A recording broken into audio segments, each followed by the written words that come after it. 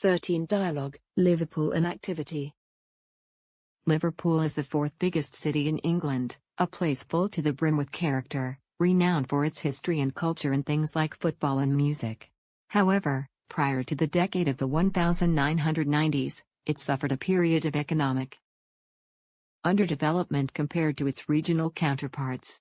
This underdevelopment was determined by a decline in key industries, lower property value than in comparable areas such as Manchester and Leeds, and low levels of external investment. Furthermore, there was an increasing rate of outmigration of large financial companies from this city. Thankfully, during the 1990s, there was an economic turnaround and things began to work in Liverpool's favor.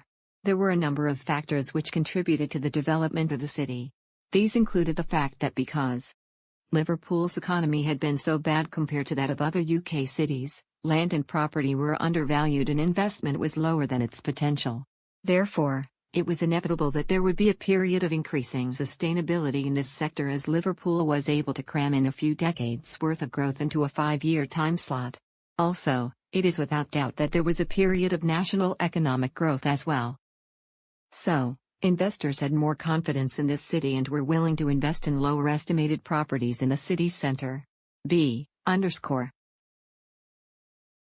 Also, with the change in political party and the introduction of New Labour in 1997, there was more stability in the government and their policies focused on urban regeneration rather than large out-of-town commercial development. Liverpool's underused city centre spaces were seen as profitable by investors who took advantage of their low prices.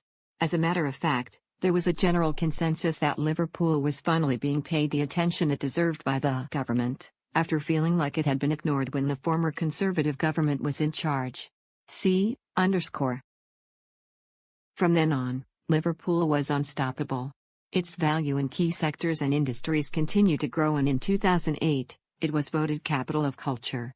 If we take a look at how this affected the city, we can recall the huge amount of construction that took place, which led to the most influential effect, the increase in tourism. Liverpool's skyline was boosted by 2 new skyscrapers which showcased beautiful architectural design.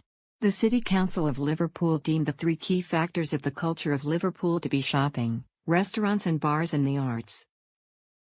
So, for the shopping sector, 2 new shopping centres were built.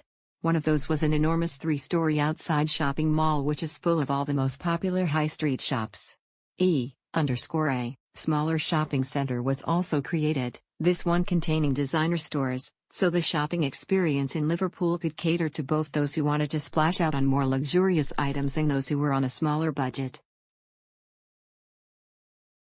As for restaurants and bars, their presence was implemented in the designs of the shopping centres. Suddenly there were so many to choose from, offering tons of different cuisines and experiences. Finally, for the arts, the prominent desire of the council was to draw on the popularity of the most famous group in the world who hail from Liverpool, the Beatles. The Beatles Museum was built and was a success amongst tourists, their favorite musicians. A huge music arena was also built, which meant big artists like Beyoncé and Kings of Leon were now coming to Liverpool to perform, instead of having to rely solely on Manchester to satisfy their Northwest fans. 5 years later, the economy of Liverpool continues to soar.